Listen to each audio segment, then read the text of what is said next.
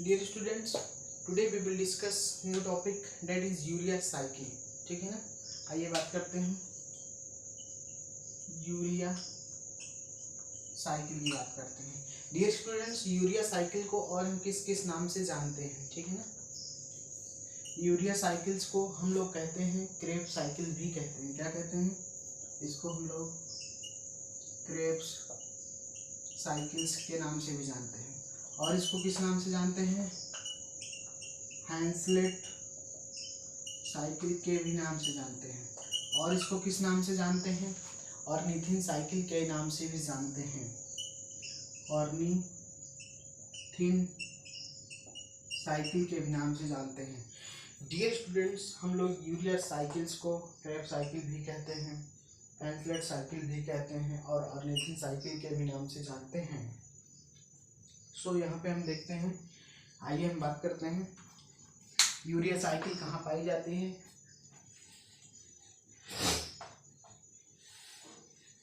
Dear students, जो urea cycle होती है,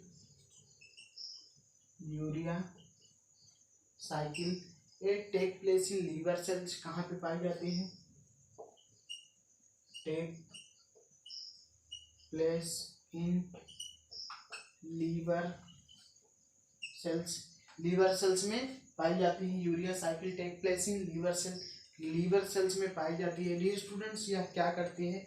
it remove to waste product CO2 and ammonia. It remove to waste product CO2 and ammonia.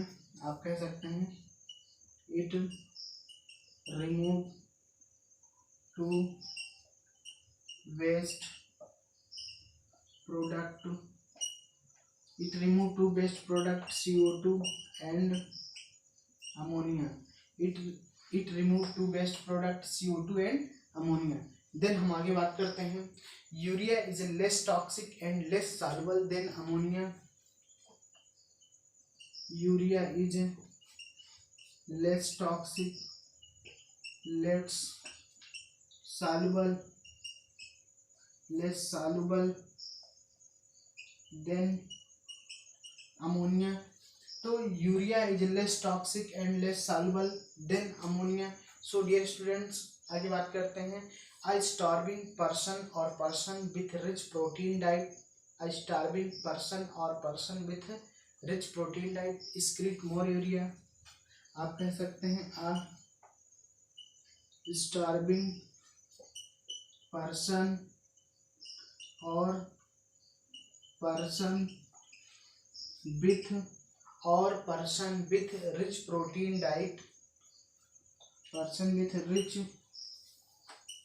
Protein diet, person with rich protein diet excrete more urea,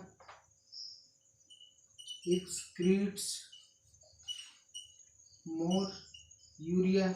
So dear students, a starving person or person with rich protein diet excrete more urea. Then हम आगे बात करते हैं, prior to ornithine cycle, prior to ornithine cycle, prior to ornithine cycle, prior to ornithine cycle, oxidative deamination of amino acid, oxidative deamination of amino acid, oxidative deamination of amino acid, oxidative deamination of amino acid occur in liver cell। कहाँ पाया जाएगा? occurs in liver cells, liver cells में पाया जाता है, occur in liver cells में पाया जाता है। सो डियर स्टूडेंट्स, इसके लिए हम फार्मूला, शॉर्ट फार्मूला यूज करते हैं, डेट इज CA²O। यहाँ पे C मीन्स होगा सिट्रुलिन। क्या होगा? C means citrulline. A means क्या होगा? अर्जिनो सक्सिनिक एसिड। क्या होगा? अर्जिनो सक्सिनिक एसिड, और दूसरा ए मीन से क्या होगा, अर्जिनिन होगा, क्या होगा, अर्जिनिन होगा। ओ मीन से क्या होगा यहाँ पे, ऑर्निथिन होगा, ओ मीन से क्या होगा, ऑर्निथिन होगा। सो डियर स्टूडेंट्स आगे बात करते हैं। तो यहाँ पे CA² का फॉर्मूला यहाँ पे इससे क्लियर होता है कि citrulline, argino succinic acid, arginine, ornithine. Then हम आगे बात करते हैं।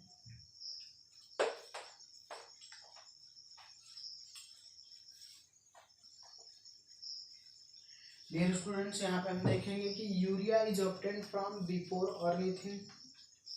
आप कह सकते हैं urea is obtained from before ornithine. Urea is obtained from before ornithine. Urea is obtained from before ornithine. 1 molecule of urea require 3 ATP. 1 molecules of urea require 3 ATP. 1 molecule of urea require 3 ATP. 1 molecule of urea require 3 ATP. ठीक है ना। तो आइए हम आगे बात करते हैं। Highest concentration of urea is found in hepatic when. Highest concentration of urea is found in hepatic vein. Highest concentration of urea is found in hepatic vein and lowest in renal vein and lowest in renal vein and lowest in renal vein। तो highest concentration of urea किस में पाया जाता है, hepatic vein में, and lowest concentration किस में पाया जाता है, रिनाल वेन में। देन हम आगे बात करते हैं। सो डियर स्टूडेंट्स आगे देखते हैं।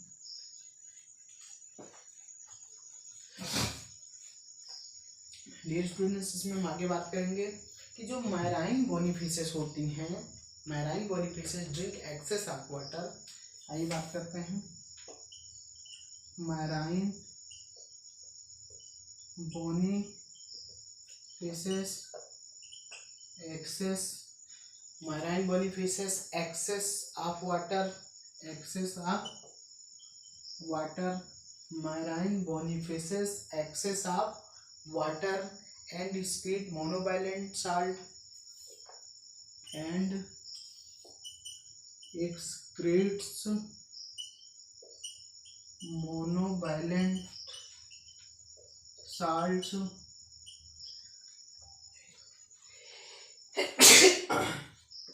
and excrete monovalent salt। monovalent salt को क्या करते हैं, excrete करते हैं, ठीक है ना, through chloride ionoside through chloride ionoside through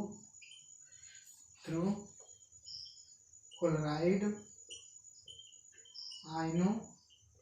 iosides, through chloride ionoside, through chloride ionoside and divalent salt through feces and divalent salt through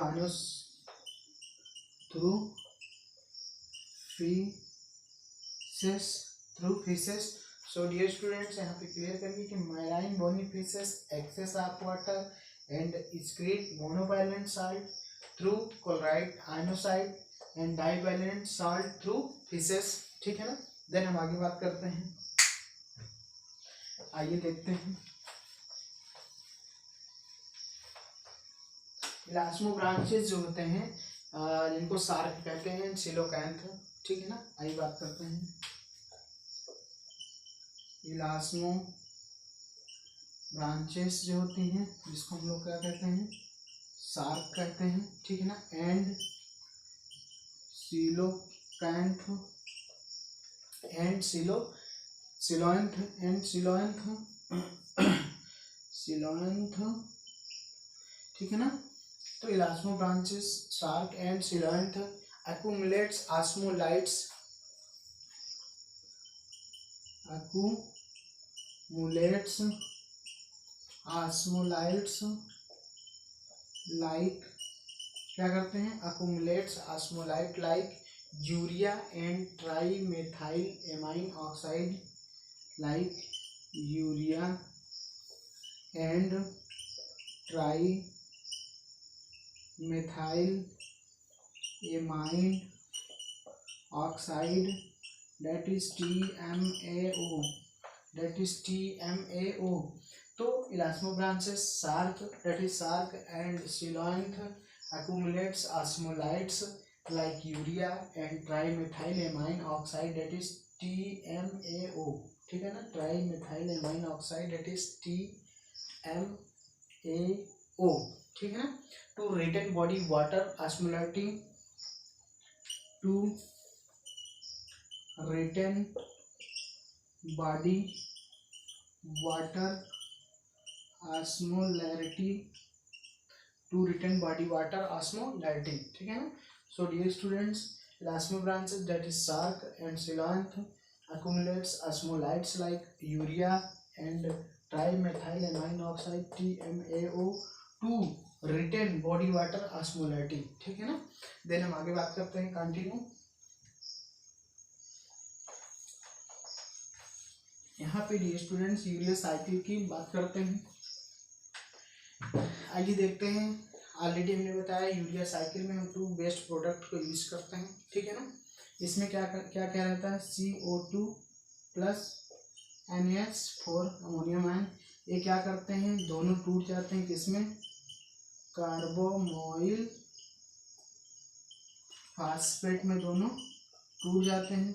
carbamoyl phosphate में दोनों टूट जाते हैं. ये कार्बोमाइल फास्फेट जो है इधर से जो ऑर्निथिन साइकिल आ रही होती है, ऑर्निथिन साइकिल के साथ मिलकर, ये ऑर्निथिन साइकिल के साथ मिलकर किसमें, सिट्रुलिन में टूट जाते हैं. किसमें, सिट्रुलिन में टूट जाते हैं. अब सिट्रुलिन क्या करता है, यह सिट्रुलिन जो होता है किसमें टूट जाता है, 2 में टूट जाता है. एक टूट जाता है किसमें, एस्पेरिएट में टूट जाता है.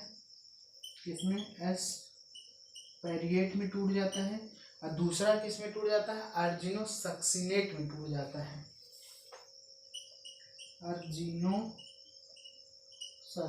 में टूट जाता है. अब यहाँ से एस्पिरेट जो होता है बाहर निकल जाता है और अर्जिनोसक्सिनेट पुनः साइकिल में यूज कर लिया जाता है. अब ये क्या करता है कि ये 2 पार्ट में ये भी टूट जाता है. अर्जिनोसक्सिनेट जो होता है अर्जिनिन और फ्यूमरेट में टूट जाता है. किसमें, अर्जिनिन और फ्यूमरेट में टूट जाता है. फ्यूमरेट बाहर निकल जाता है, अर्जिनिन पुनः यूज हो जाता है. तो यहाँ पे जो अर्जिनिन होता है, यहाँ पे जो अर्जिनिन होता है यह अर्जिनेज एंजाइम की प्रेजेंस में ऑर्निथिन में और यूरिया साइकिल में और किसमें, यूरिया में टूट जाता है. और किसमें, यूरिया में टूट जाता है. तो यहाँ पे क्या होता है डियर स्टूडेंट्स, यहाँ पे यूरिया बाहर निकल जाती है और ऑर्निथिन पुनः साइकिल में यूज कर ली जाती है. So dear students, it is clear okay that. बहुत इजी साइकिल है, बहुत इंपॉर्टेंट साइकिल है. यहाँ पे जो बाहर की प्रोसेस होती है वो माइटोकॉन्ड्रिया में होती है, कॉन्ड्रियन में होती है. ठीक है ना. बाहर की प्रोसेस माइटोकॉन्ड्रियन में, जो इनर वाली प्रोसेस होती है वो साइटोसोल के अंदर होती है. ठीक. तो डियर स्टूडेंट्स यहाँ पे क्लियर करिए एक बार फिर से. Urea cycle CO2 plus NH4 एक किसमें टूट जाते हैं, कार्बोमाइल फास्फेट में टूट जाते हैं. कार्बोमाइल फास्फेट ऑर्निथिन साइकिल के साथ मिलकर सिट्रुलिन में टूट जाती है. सिट्रुलिन जो होता है ऑलरेडी अर्जिनोसक्सिनेट और एस्पिरेट में टूट जाती है. एस्पिरेट यहाँ से बाहर निकल जाता है और अर्जिनिन पुनः साइकिल में, अर्जिनोसक्सिनेट पुनः साइकिल में यूज कर लिया जाता है. अर्जिनोसक्सिनेट फ्यूमरेट और अर्जिनिन में टूट जाता है. फ्यूमरेट यहाँ से बाहर निकल जाता है, अर्जिनिन पुनः साइकिल में यूज कर लिया जाता है. अर्जिनिन अर्जिनेज एंजाइम के प्रेजेंस में ऑर्निथिन और यूरिया में टूट जाता है. यूरिया यहाँ से बाहर निकल जाता है, ऑर्निथिन पुनः साइकिल में यूज कर लिया जाता है. अंदर की प्रोसेस साइटोसोल में होती है, बाहर की प्रोसेस माइटोकॉन्ड्रिया में होती है। सो डियर स्टूडेंट्स, आज के इस टॉपिक में हमने यूरिया साइकिल की बात किया। So thank you.